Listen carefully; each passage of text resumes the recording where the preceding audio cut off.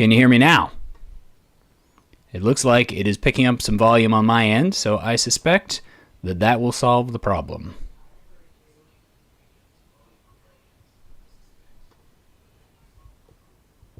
Awesome. We're going to go ahead and dive into this thing and do what we can. I only have 1 hour because my wife is wonderful and is allowing me an hour to spend with you guys. And I want to respect your time and her time because I would like to continue to stay married. And that's important to me. So we're going to just dive on into this thing and see where we end up.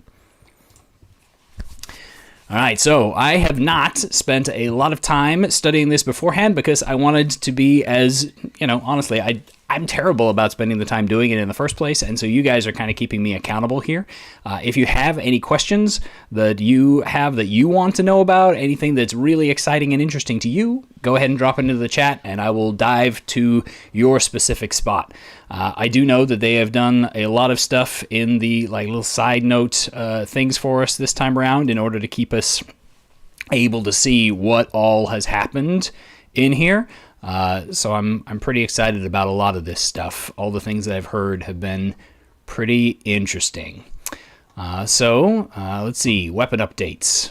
Mastery property, which we've heard a little bit about on YouTube so far already. And the net is no longer a weapon. That's interesting. Okay. Trident's damage dice finally has been updated to give it some kind of actual interesting properties. That's a definite plus. I know we've all been excited about that. Your face is not in the circle properly. All right. There you go. All right. Apparently I was pointed a little bit off into the side, so we're fixing that one. Thank you for my wife for not making you stare at the back of my head for the next 45 minutes. All right, Lance, heavy two-handed property rather than the special property. That's a little bit strange for a thing that's going to be using with a shield. We'll see if they address that or how they address that. Versatile property for war pick, thank goodness. That just makes sense. Musket and pistol, but whatever, okay. People like guns in their D&D games. I know they do. Now we're putting them in the Players Handbook, which means they're going to happen at the table. I'm not personally a huge fan of the firearms sort of shindig when it comes to my Dungeons & Dragons. I prefer my low fantasy, but, we get what we got, and we don't throw a fit, so we'll see how it goes.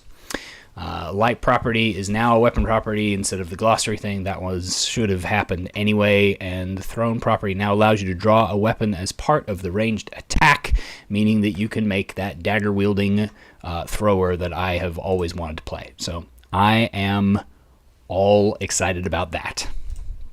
Hey, Jacob, thank you for letting me know that the audio is going well. I fiddled for a long time to try and fix the problems that we have had in previous sessions, so that's exciting. My cat is trying desperately. One of the cats. This is Cello, Monticello, trying to cause trouble. So if you see a little black devil diving in here, that's why. All right, I'm not going to go too far into staring at all of the specific numbers. I'd much rather look at the weapon properties. Light, when you take the attack action, still, they didn't actually change it, I don't think. You can make one extra attack as a bonus action with a different light weapon. You don't add your ability modifier, so essentially as it is in the rules now in the two-handed weapon section, only they put it into light to help that to be clear. Oh gosh, cat incoming. Really, come on. Sorry if you guys just got a face full of cat butt. Thrown weapon property has the throw thing that we talked about. Mastery properties. Let's take a look at those. So, cleave. If you hit a creature with a melee attack using this weapon, you can make an attack roll with the weapon against a second creature within 5 feet of the first that is also within your reach. On a hit, the second creature takes the weapon's damage, but don't add your ability modifier to that damage unless that modifier is negative. You can make this extra attack only once per turn. Okay, so it essentially allows you to roll your damage dice against the second guy after making a special secondary attack upon one hit.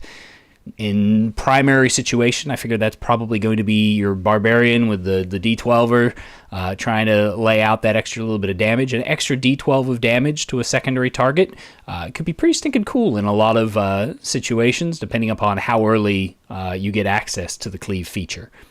It's pretty neat, and it's a lot better than the cleave feature from the Dungeon Master's Guide as an optional feature, which is essentially that if you take somebody from full hit points to 0 in one swing, then you get to do extra damage to somebody around, and really meant that cleave was only something that could exist in your fantasy if you were high level and killing low level nothings, and you were just raking through them scythe through wheat style. So this is definitely an improvement on that one in my headcanon, because it allows the cleave fantasy on a regular basis, even if the damage that it puts out is relatively moderate. Flex, you can use versatile even if it's one hand. That's pretty cool for the sword and borders. Graze, if you miss, then you deal your ability modifier damage to the target even though you missed. Let's see, how can that happen every attack roll? Damage can't be increased any other way other than increasing the ability modifier. It can happen on every attack roll. That's pretty neat. Definitely the kind of thing that people would enjoy. When you make the extra attack of the light property, you can make it as part of the attack action instead of as a bonus action, only once per turn, but it's going to make rogues happy as they're going to get to keep their cunning action while still making 2 attacks in a round in order to guarantee that sneak attack damage. That's a pretty neat bonus. Push, 10 foot away from you, as long as it's no more than one size larger than you. I am not a fan of that as written. Depending, of course, upon who can get the push, what weapons can have the push feature. The downside I see to that is that there's nothing in there stopping it from being an every attack sort of thing, just like I dislike about Repelling Blast on Eldritch Blast for Warlocks. Having that over and over and over again in a round can really just make interesting messes. Now, admittedly, if it is just something that you can only do in a melee situation 5 feet away with a great big weapon, at most you're looking at a couple of attacks. Well, no, with a fighter you're looking at a lot, but it'll cost you movement to keep up with them. If it's going to cost you the movement to keep up with them, then it's not nearly as bad as Eldritch Blast, at least, that's for sure. If it can apply to a two-handed ranged weapon through some kind of shenanigans, then I'm much less of a fan of it being more than once in a round. Sap. Hit a creature with a weapon, disadvantage on its next attack roll. That's cool. Just bludgeon about the head for disadvantages. Slow. Speed drops by 10 feet. More than once, then the reduction doesn't exceed 10 feet. So it's essentially the equivalent of a Ray of Frost on each of your attacks, which is not bad for tanks trying to pin people down a little bit, but you're going to be right next to them, so is their speed really all that important at that stage?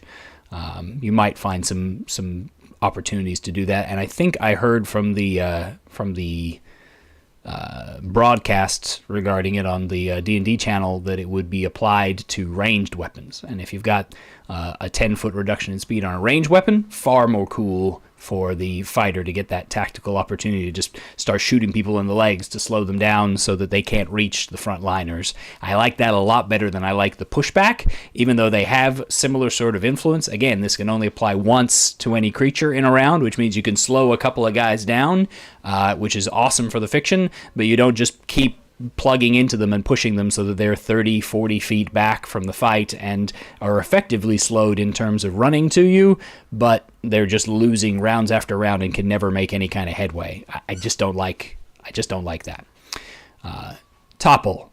If you hit, con save or go prone. Interesting that this is the first one that's got a saving throw involved in it, though the prone condition can be fairly advantageous, but with the changes they've made to unarmed strike, I'm a little surprised. We'll see. That might be okay. Vex, you have advantage on your next attack roll before the end of your next turn. Whoa, that one there is pretty intense. Essentially, you're just, if you hit them once, then you just keep having a much increased chance of continuing to hit them, and you don't need flank, you don't need you don't need to knock them prone, any of that nonsense. You just need to keep hitting them once around in order to get advantage on your next one, and then hopefully that hits to keep giving you advantage on the next one. It does require you to keep track of Vex, which is going to play a little bit annoyingly at the table because you're going to have those, oh, I forgot, moments when it comes to that. But I like how it just sort of plays into the, like, you've got them on the back foot and you keep hitting them and keep pushing them back onto the defensive as you're continuing to pound past their guard. That's kind of neat. All right, the net. Here we go, drum rolls on these ones, because I know a couple of people who really love the idea of the net and never get to make it actually happen. When you take the attack action on your turn, you can replace one of your attacks with a throw of the net at a creature within 15 feet of you. Target must succeed on a dexterity saving throw against a DC equal to 8 plus proficiency plus dexterity modifier. The target succeeds automatically if it's huge or larger. On a failed save, it has the restrain condition, which is awesome, until it escapes the net. To escape, the target must use its action and make a DC 10 strength athletics check, escaping on a success. A creature within 5 feet can use its action to attempt the same thing. You can also destroy it, as you would imagine. Immunity to bludgeoning, poison, and psychic damage. I really like that they put bludgeoning in there, just because it's so stupid that some things get destroyed by attacks that make no sense in the mental headcanon of destroying them. So I like that they put that in there. They forget that a lot. So essentially, I'm not really sure why they made the net a non-weapon. I suppose so that they didn't have to give it a bunch of different traits in order to make it viable. But essentially, it is a weapon that just takes an attack action. Because it's an item in your pack, it doesn't technically overcome the need to use your item interaction in order to draw it, whereas if they had have made it a weapon with the thrown property, it would have overcome that. Because it's not a weapon with the thrown property, then you don't have to worry about the disadvantage for a guy being right up against you, which was always the net's big issue, was that no matter where you were, you had disadvantage. But that's about the only reason I can see for doing it. And then they made it a saving throw instead of an attack roll, which I actually think is kind of cool because it fits the fiction a lot better. Because I don't know about you, but a guy with plate mail armor shouldn't be harder to hit than guy without plate mail armor with a net. That doesn't actually make a lot of sense in my personal headcanon. So the saving throw versus a dexterity thing, like the dodging, that means that the fast little roguey guy is more likely to dodge than the dude in the heavy armor, and that's how it should be. So I like that change a lot. It also gives some tactical versatility to the fighter that carries these kinds of nets, because then they have attacks that don't just target armor class, which is generally what you're kind of stuck with as a typical fighter type, unless you go into one of the cool subclasses that's going to give you another option. So yeah, I like what they did with net.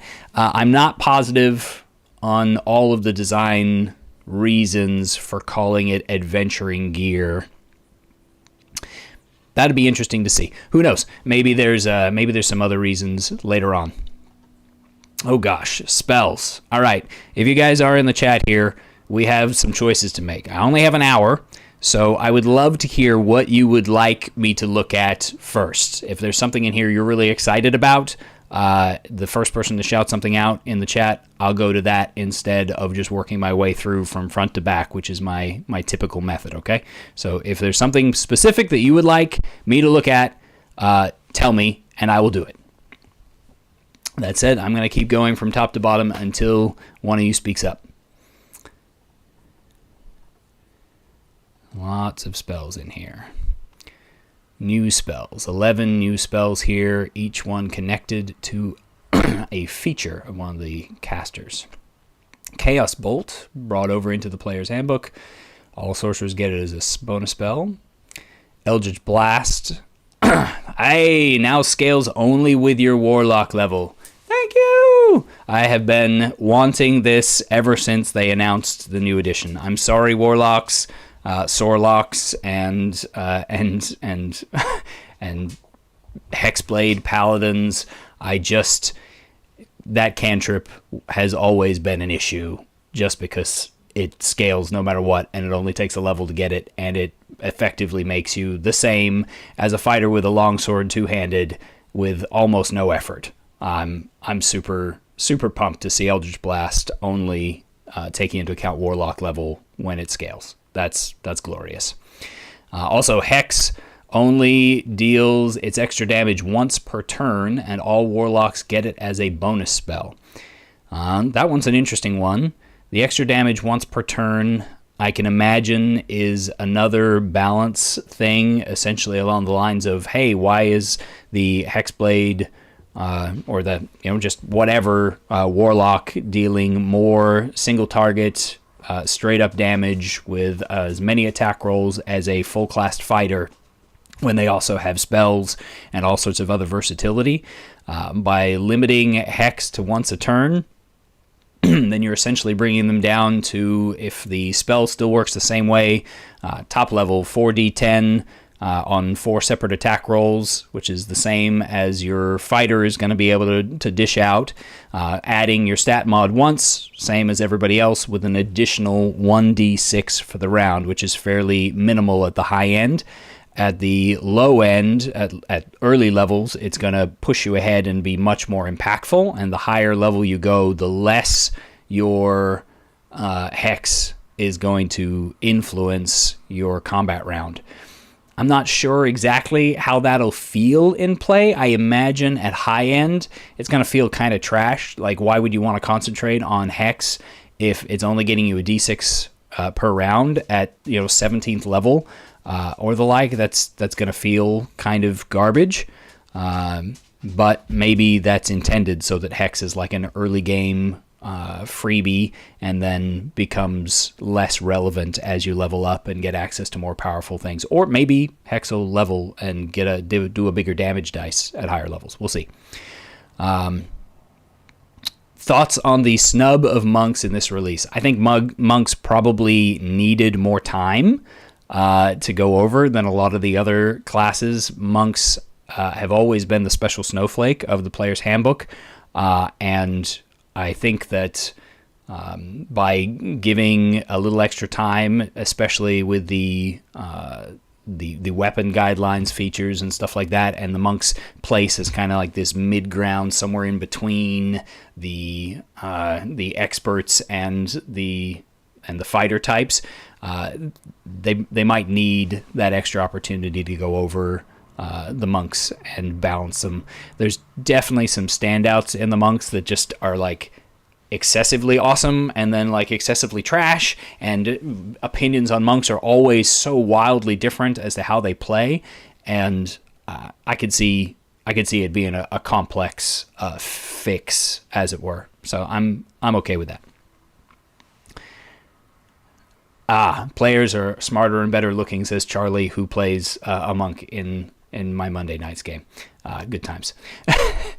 All right, Arcane Eruption, 4th level evocation spell sorcerer, churning magical energy, 20-foot radius sphere. It's fireball, 6d6. It's crappy fireball. Choose one of those d6 to determine what type. What type of condition is applied as a failure, and it's a con save instead of a dexterity saving throw. Okay.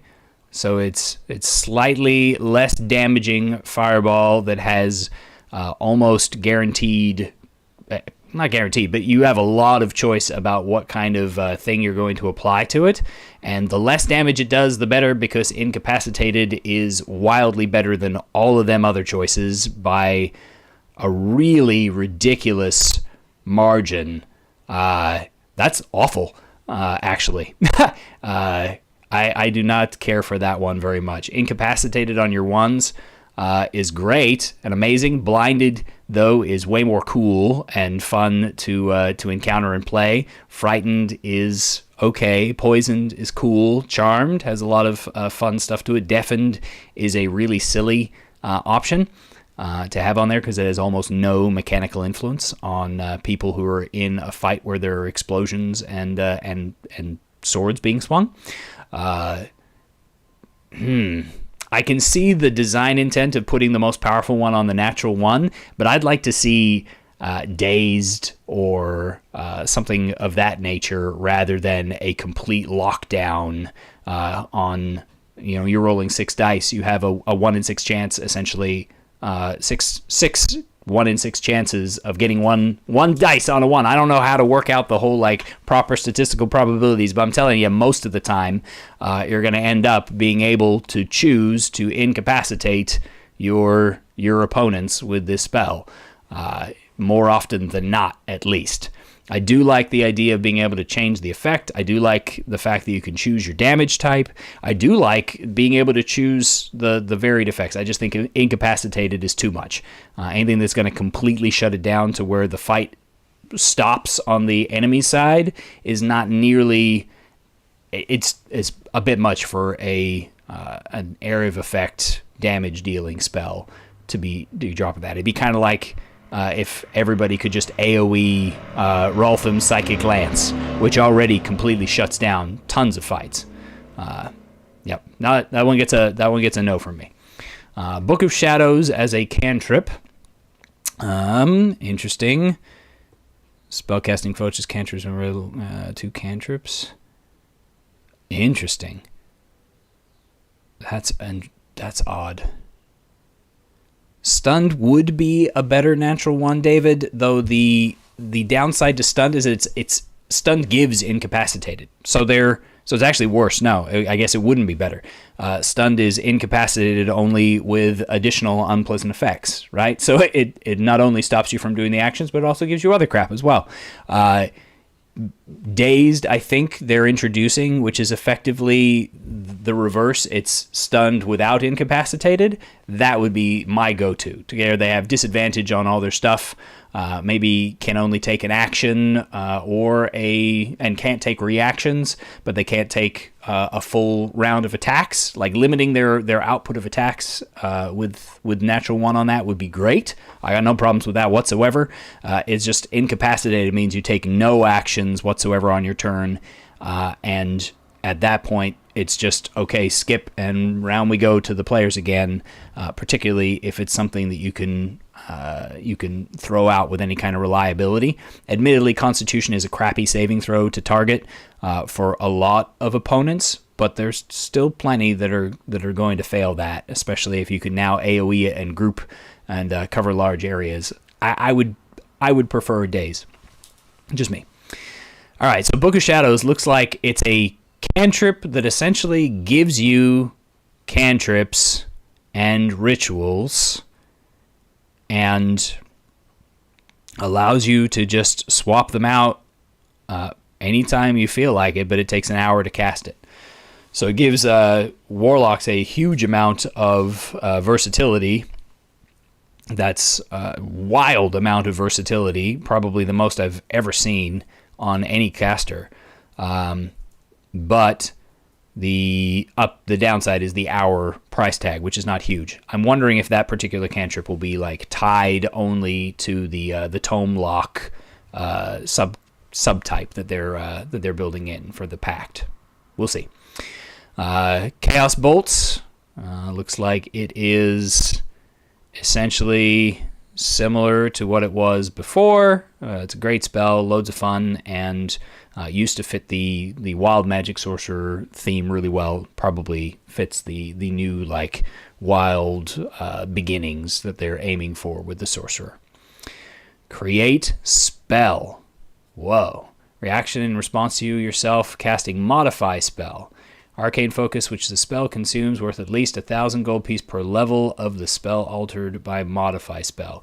Ooh, no wonder people were crying about this one, or wanting to cry about this one.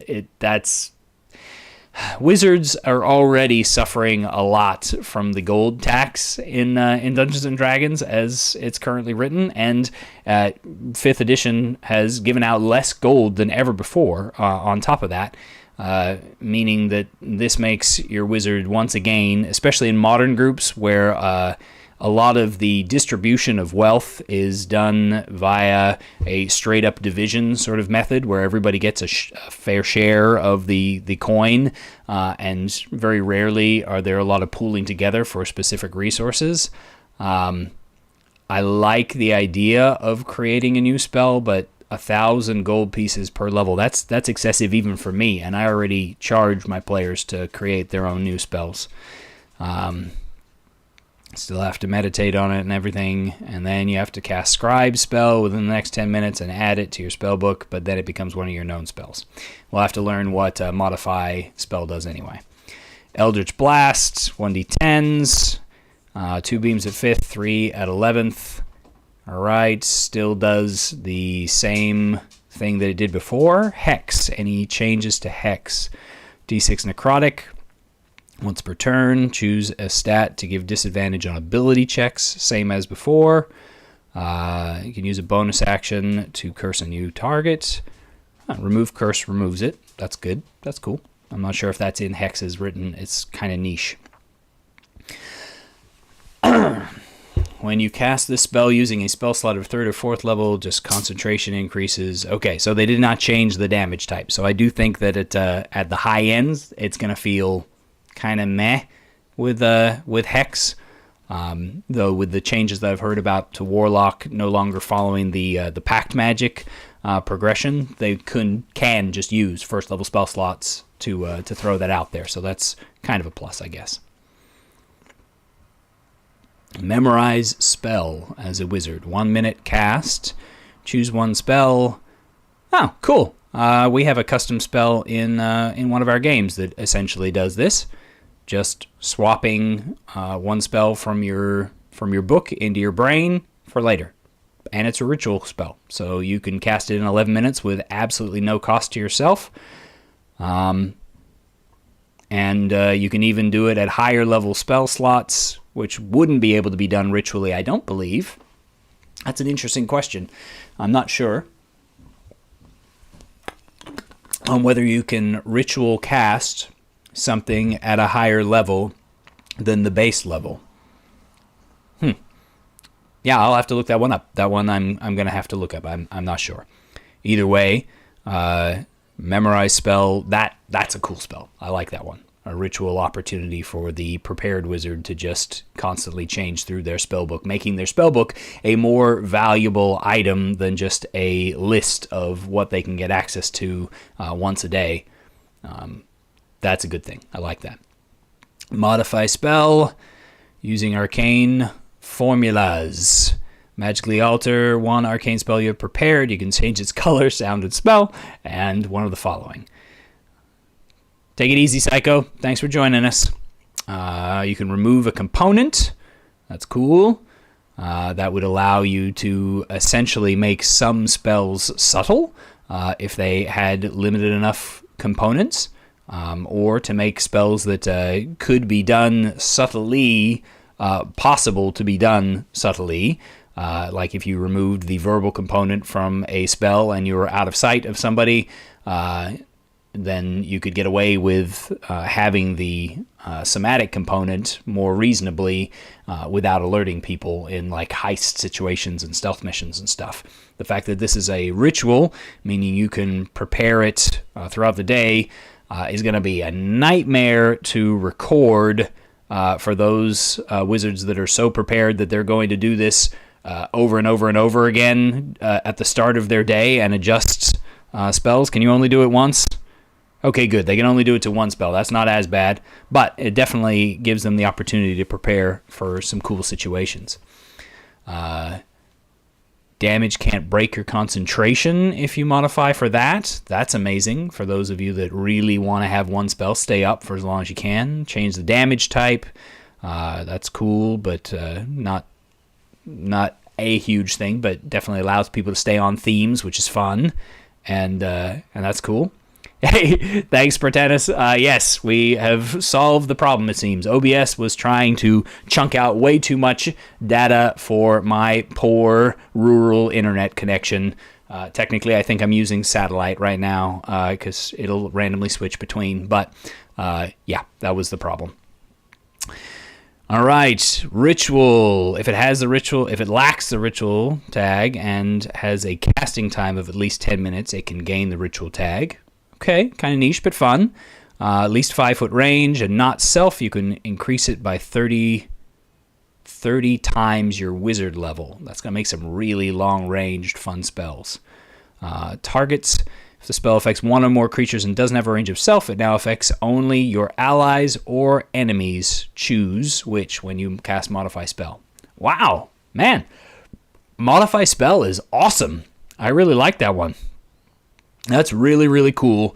And I can see the value between those and the combination into Create Spell. And for some of those, man, it might be worth the great big price tag, but that's so much gold to spend to adjust things to fit those. It's just so much gold. And at high levels, that's going to be relatively trivial because it's kind of an exponential curve of coin to just, shoot this way. But man, some of the other ones, I don't know. That was an interesting one. Hey, thanks, Pratennis. I appreciate it. Pact Familiar, Warlock. I am feeling a strong sense that they are going to separate these out by subclass. Let's see. Unearth the Entity, Pact Familiar stat block. I choose the type. Cool. Default opinion and certain appearance and certain traits. Combat. In combat, it shares your initiative count, but takes its turn immediately after yours, which is pretty standard nowadays. It takes the dodge action, uses move to avoid danger unless you use your reaction to command it to attack instead. Interesting. I kind of like that. Instead of it being another bonus action tax, it becomes a reaction tax, which is interesting. Remote viewing as a magic action, you can see what it sees and hear what it hears. Cool. No obvious signs of limits on those. Telepathically, as long as you're 5th level as a warlock, and over any distance, which no longer has that annoying 100 feet thing. That's pretty cool. And you can speak through it in your own voice, meaning it gets the Eldritch Invocation that used to allow that. That's also cool.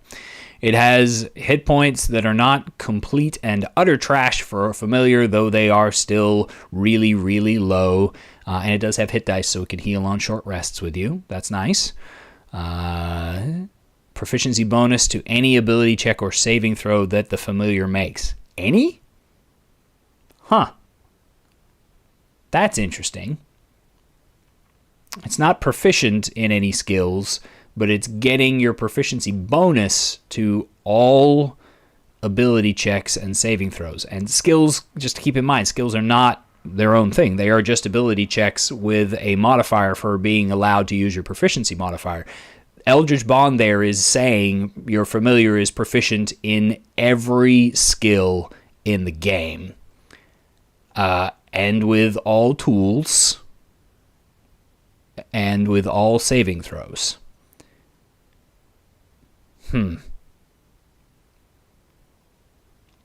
That, I think, probably needs some workshopping in order to make more sense. It's also got proficiency bonus to its initiative modifier as it's currently written, even though it doesn't have an initiative modifier, so that one's not too big a deal. That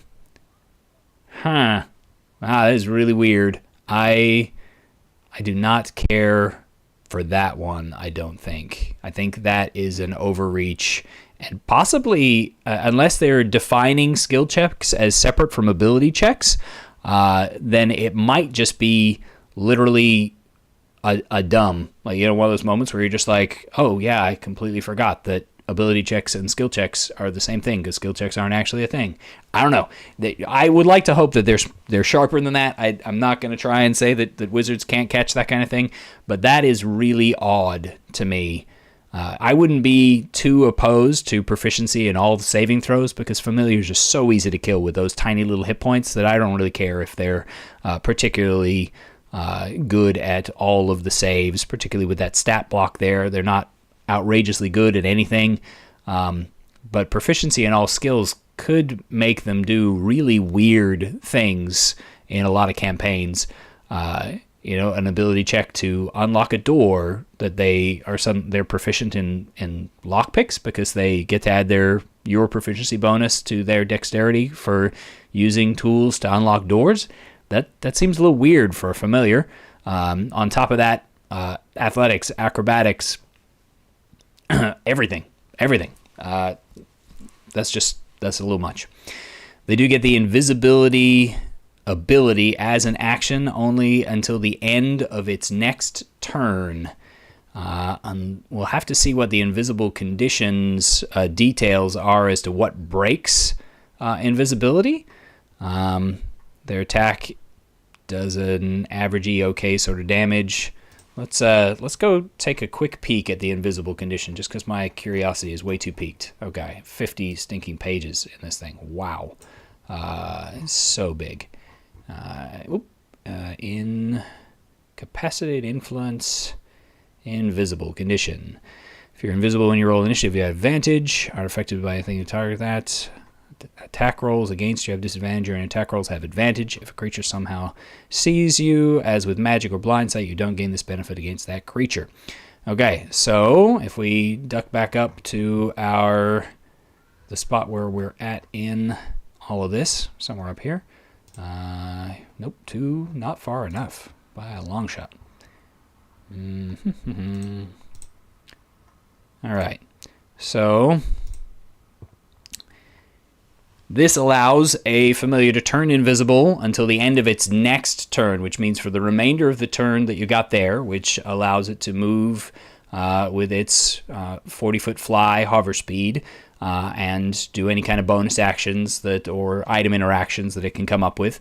And then on its following turn, do whatever it feels like with the invisible condition until the end of its turn again. So that means they can attack while invisible, and they don't become visible with the attack. They become visible at the end of their turn after they have attacked and moved. They could start trying to steal things out of your pockets or open doors, move around, they could do whatever. So it's a significant boost on invisibility compared to a lot of the invisibilities that have previously been a thing where when you attack, you become visible. Thus, unless you've got some means of getting a flyby sort of ability, you take an opportunity attack when you leave after stinging them with your little jolt of damage. Admittedly, because as written right here, they have no special stuff to do with what they've got going on. All they do is a little bit of damage, 2 plus half your level, which is not insignificant, but at top level, 12 points of damage. If they had any kind of condition effects added to those, it'd have a lot more weight. But just letting them do a little sting or letting them cause shenanigans, which I know was a question that had been posed to me, whether or not they could do shenanigans during their invisible rounds, and it sounds to me like the answer is yes, 100%. They can do shenanigans in between their turns. As long as every other turn they use invisibility, and they will be visible for a brief moment between their second turn and their third turn for people to get reprisals, but they can do their movement and such to avoid too much of that. Packed weapon. All right, again, we're moving things into the spell casting area, and it looks like I'm probably right about how they're splitting up the cantrips for warlocks. Simple or martial weapon of your choice. Weapon must lack the heavy property, and the spell fails if you touch a magic item that is attuned to someone else. Okay. When you attack with it, you use your spellcasting ability modifier for the attack and damage rolls instead of your strength and dex. So it's the Hexblade thing. Your proficiency with the weapon, and if it has the thrown property, it comes straight back to you after hitting or missing. Ends early if you cast it again or die. Well, that's nice. Or if your bond with the magic weapon stops. And when you reach 5th levels of Warlock, you gain the extra attack feature for that weapon only, and only 1. So it effectively makes all warlocks become Hex Blade warlocks, but you need at least 5 levels to get a second attack unless you have extra attack from some other feature. So it still leaves a 1-level warlock Pact of the Blade dip as a opportunity for a single stat sorcerer or paladin that wants to double down on their charisma as their primary statistic instead of spreading out into the more mad status. Not as big a fan of that one. I personally think that that's a mistake, but it's their mistake to make, right?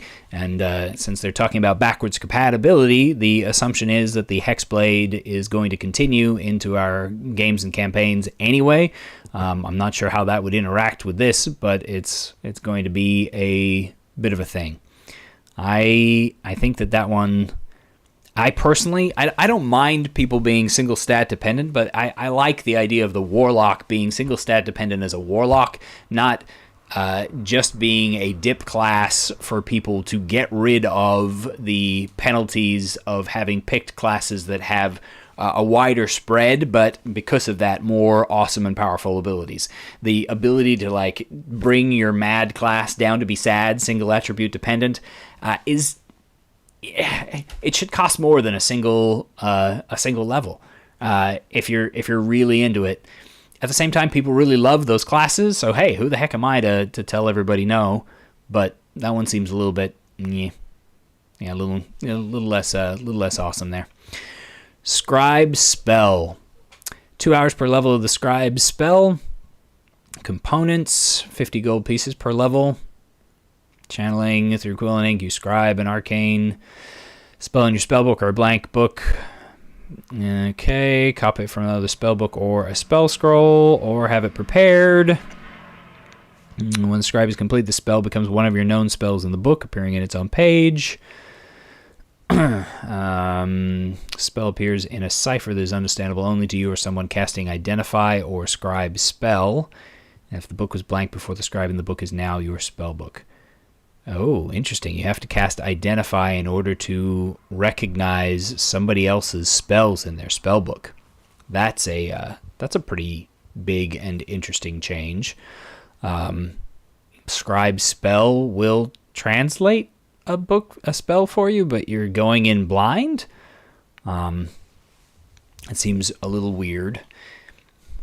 I'm not sure why they made this a spell instead of just continuing to include it in the wizard class.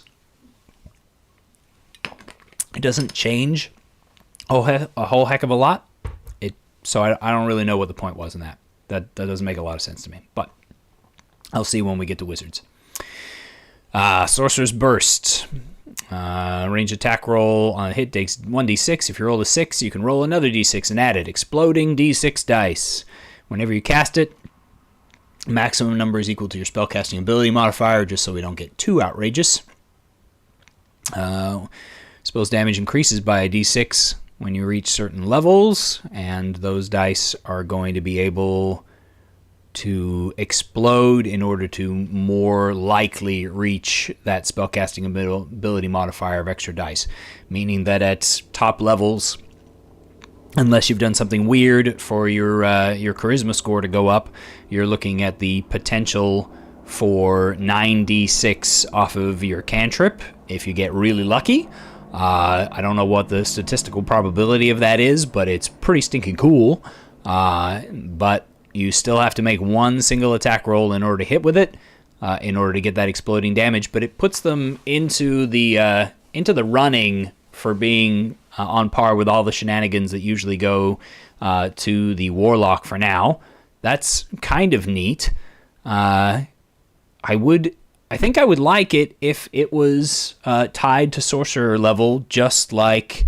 it is. It's tied to your sorcerer level, just like your Eldritch Blast is tied to your warlock level. That's a neat little thing there that's trying to encourage a single class path between these two charisma casters in order to get to the most effective basic casting options. I like that. That's pretty sweet. I think that one's pretty solid. Could be cool. Sorcerer's Vitality. Draw on your innate magic to fill yourself with vitality. Regain a number of hit points equal to 2d6 plus your spellcasting ability modifier. And get rid of blinded, deafened, and poisoned. Ooh, that is a garbage heal for a 3rd level spell slot. But it is a sorcerer spell for a spell slot.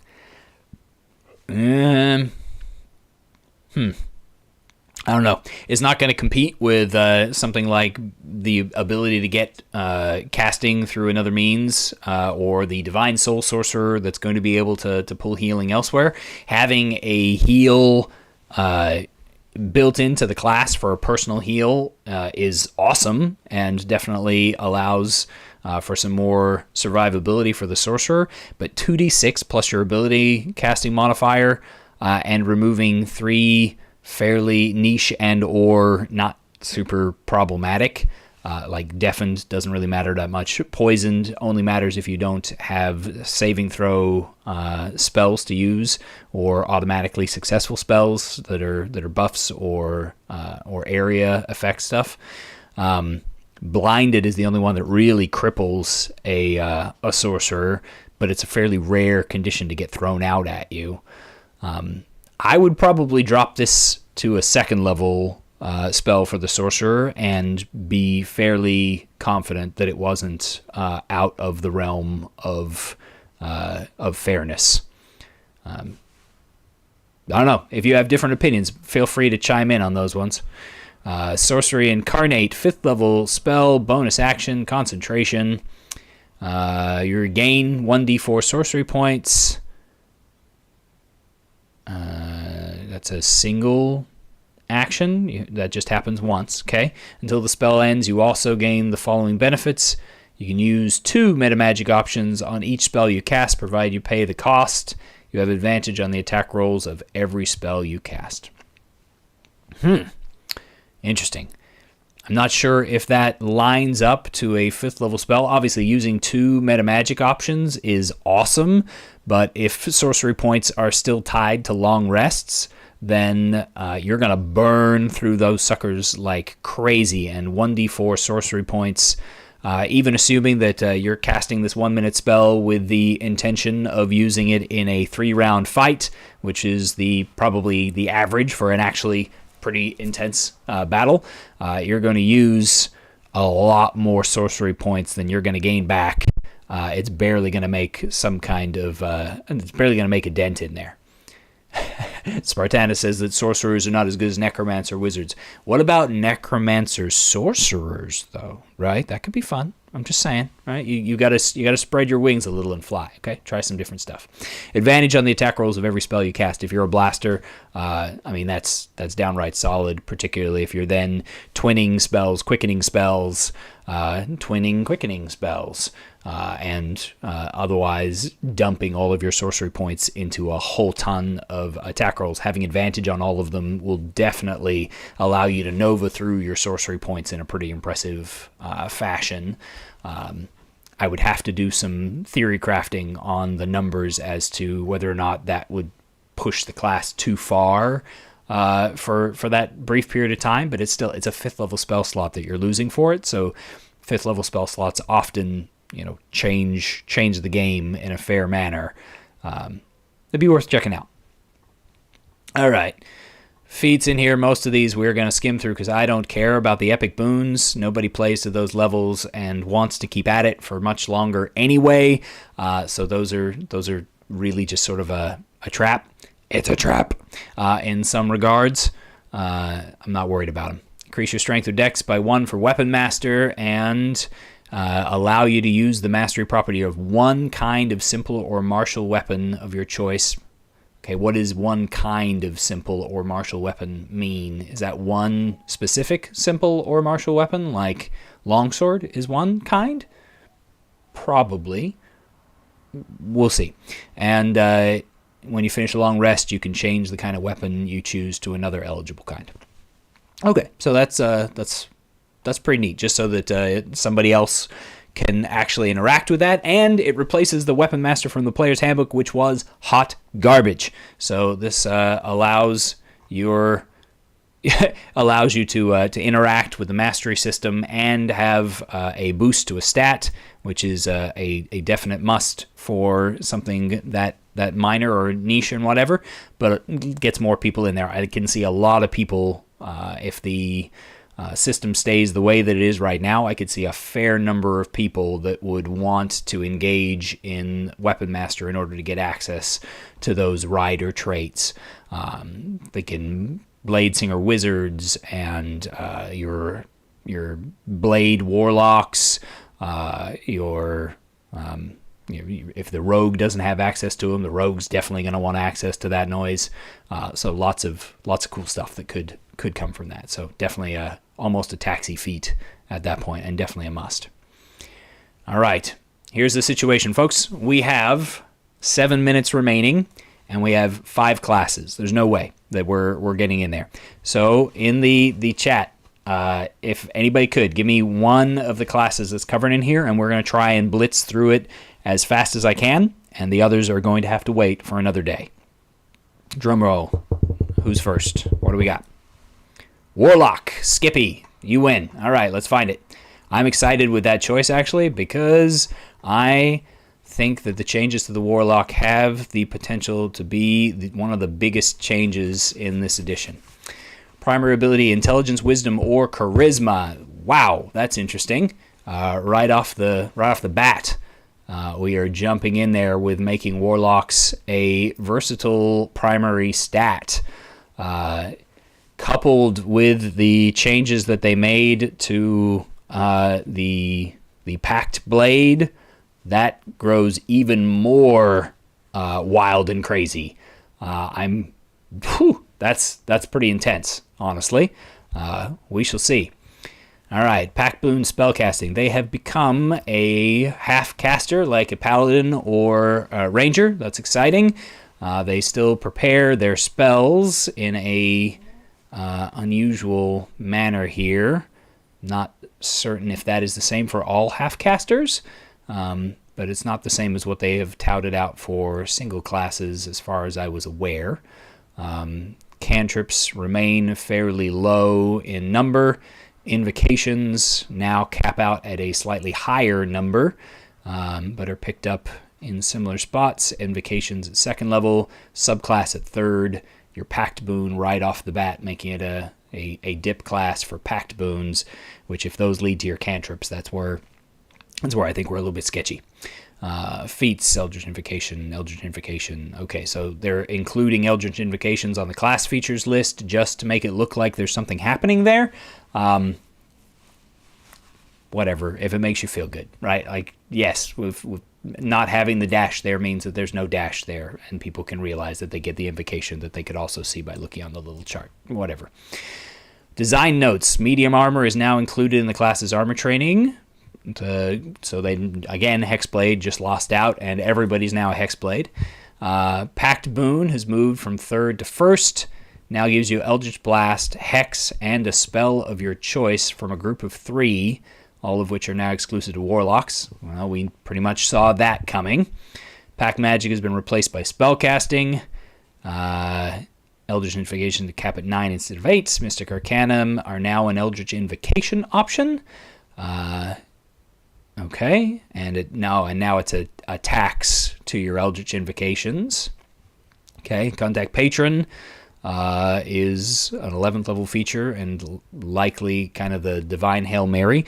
But I do know that contact with your patron makes a Warlock just 10 times better. It's so much more fun when you can have that role-played interaction. So we'll see how they come up with that. Hex Master, new 18th level feature. Eldritch Master has been removed. And Epic Boon, yeah, we don't care. All right, creating a Warlock here. D8 still. Wisdom and Charisma for your saving throws. Okay. Arcana, Deception, History, Intimidation. Okay, fine. Simple weapons only. except that they've got the access to the melee opportunity to gain pretty much whatever primary weapon they want on that one, so that's not a big deal. Don't care about your equipment all that much. Multi-classing. You gain your medium armor training when you multi-class into a warlock. Again, it becomes the dip of dips. And you have to have a 13 in one of them. Who cares? And half your levels rounded up, so it now becomes in ways better dip and ways worse dip. You're no longer getting the ability to have pack magic separate and alongside your sorcerer levels or paladin levels or whatever class you are multi-classing in, but now you can warlock wizard, and that's an effective choice. And for a 2-level dip into warlock, you still get a level of warlock. And is it round down? It is add half rounded up, so a 3-level dip that gets you to the subclass, gets you 2 levels higher in spellcasting, and gives you all those other benefits. So that's a pretty sweet 3-level dip option now. And now you can dip it from cleric, from druid, from wizard, from sorcerer, from practically every class could benefit from a dip of some sort into the warlock to highlight their features. Especially every single spellcasting class, warlock has become the go-to. I want extra power, let me make a pact. That's interesting. I don't know if that's good, but it is interesting. Pact boon. You always have Eldritch Blast and Hex spells prepared, and Pact of the Blade, Pact of the Chain, or Pact of the Tome. Each gives you this. You are limited to some degree in which of the statistics you're using, depending upon the pact that you pick. That's kind of neat. I like the flavor that puts in there. It does mean that you're only getting Pact of Chain and Tome wizards. You're not going to get a Pact of the Blade wizard, so sorry, Blade Singer. But you're not going to get any clerical chain. No cleric chain ones is actually kind of a bummer, because, like, I don't know about you, but I grew up on Salvatore, and I like the idea of a cleric that summons up extra planar minions and puts them into service and binds them to deals and stuff like that. Like the Catterley Bonaduce making poor choices. So that's a bit of a bummer for me. But outside of that, I can see the balanced choices. It's not too bad. Cantrips. Now you know 2 cantrips, plus you also get the opportunity for the free ones. So you're essentially got 4 cantrips right out of the gate with a warlock now, as you're getting your choice one based on your pact choice, as well as the Eldritch Blast, and then you're still getting 2 more. So that's actually a lot better for the warlock. They're definitely getting a little more chance to spread around and make interesting choices there with their cantrip selections. And since they've already got the best combat cantrips, they don't need to double down on that unless they just want a saving throw option, or they're looking for some fun flavor ones. So that's definitely a big deal. Skippy commented, it's a fitting role for warlocks, though. Sometimes there's a story moment where becoming a warlock would make sense, but being charisma-based makes it unworkable. Super excellent point, Skippy. You're 100% correct. There are awesome moments where you interact with fabulous beings of weird power that are not the ones that are in line with what you're doing, and it makes complete sense, especially, I gotta say, wizards being able to make a deal for more power is about as on brand as you can get in Dungeons & Dragons. That pretty much fits every fiction out there, and, like, how many Thayan red wizards do you know that haven't made a pact? Come on. They're all going to go down the warlock wizard line.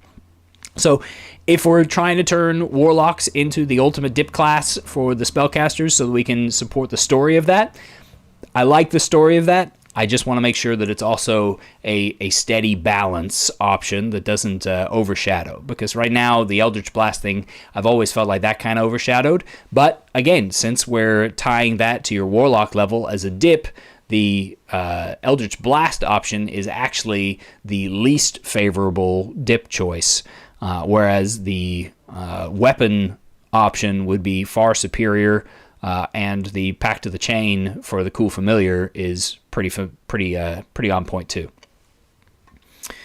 All right, prepared lists. Okay, yep, changing your prepared spells. Whenever you gain a level, you can replace one spell on your list. So it's pretty much same on that front, just adding these to your list and doing a very sorcery feel on that. Invocations, you gain 2 of your choice. You can't pick the same one more than once unless it says so. If it has a prerequisite, you have to meet it. When you gain certain levels, you gain more invocations. Okay, we know that. When you gain a warlock level, you can choose one and replace it, which they added. We've known that for a while, or it's been a thing for a while. Or if the invocation involved a choice, you can replace the invocation with itself, but make a different choice. Okay, just covering all the change your mind options there. You get your subclass, feats, eldritch invocation, blah, blah, blah, blah, blah. We're just repeating ourselves for emphasis here. Subclass, contact patron. Okay, that's one I'm interested in.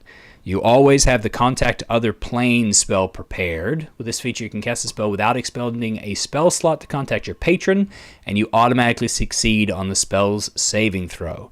Once you cast a spell, you cannot do so again until you finish a long rest. So every day, you can contact other plane. Wow. With no chance of going insane. You do contact specifically your patron, so the DM has that opportunity to funnel knowledge still, because patrons are not all-knowing, and contact other plane does not automatically give you the exact answer to everything.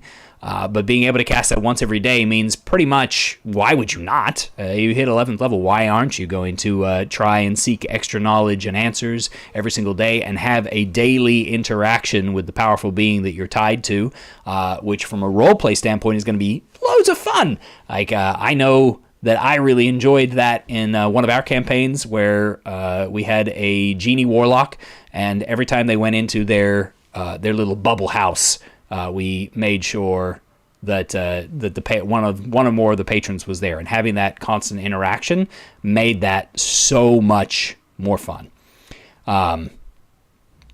Whether or not it's super powerful, I'm not certain, but that's a load of fun. I like that. Any chance we play around with this with Baths? I am open for playtesting. I'm interested in doing that, so we can playtest this stuff on anybody who wants to. I'm down to give it a go. And we can give some real feedback in actual games. All right, Hexmaster, allowing you to cast the Hex spell without expending a spell slot. So you can use Hex unlimited times per day from 18th level on. But at 18th level on, you're dealing 1 extra d6 around with your Hex. So really the penalty to their ability checks is probably more awesome at that point than the d6 of damage is going to feel like. Eldritch Invocation options. Design notes. Oh, cool. Summary. Let's go with summary. Beguiling Influence can be used to take the Skilled feat or another eligible feat. Bewitching Whispers, replaced by Mystic Arcanum. Book of Ancient Sequence, absorbed by the new Book of Shadow spell. That's for reals. Mystic Arcanum replaced. Mystic Arcanum replaced. Doesn't decode secret messages. Ha! That's cute. New invocation that enhances Pact of the Chain. Okay. Gaze of Two Minds. A bonus action rather than action. No longer applies the blinded and deafened conditions to you, so you can see from both of your from you and the person you've got it on, and you can cast spells from them.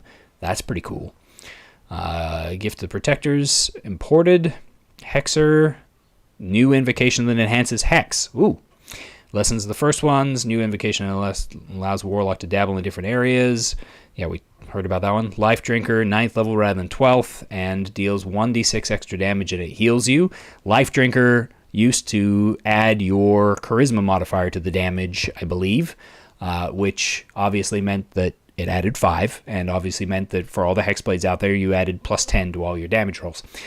So adding a d6, much more variable, much less powerful, and healing you, offsetting some of the sting, and fitting Life Drinker a little better, because like 5 necrotic damage that didn't heal you had a very dumb name, right? Minions of Chaos, Mire of the Mind, Mystic Arcanum, okay, and Repelling Blast. large or smaller, so it no longer affects the big guys. That's a thing. Sculptor, replaced. Absorbed by packed weapon. Okay, yep, they get that for free now.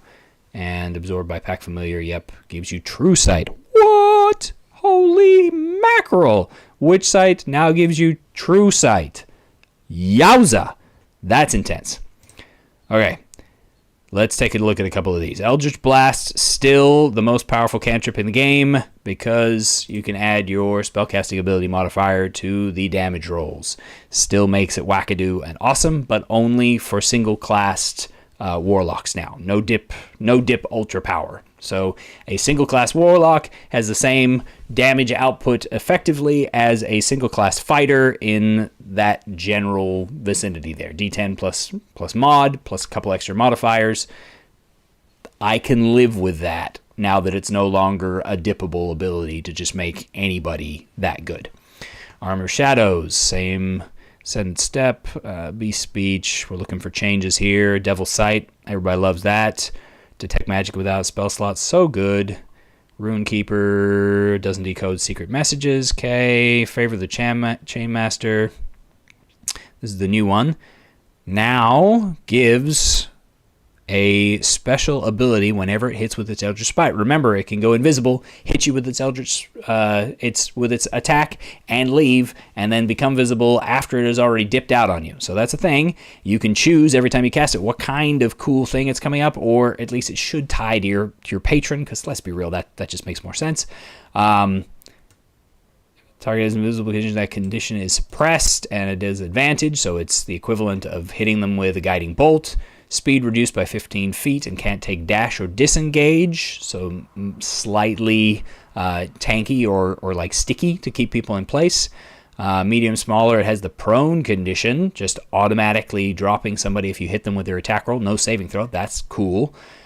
Charmed condition until the end of your next turn, perceives both you and the familiar as the charmer, making the familiar no longer able to be attacked in any kind of recompense, even if it is already 40 feet away before it becomes visible, and protecting you, the warlock, from reprisals as well. That's cool.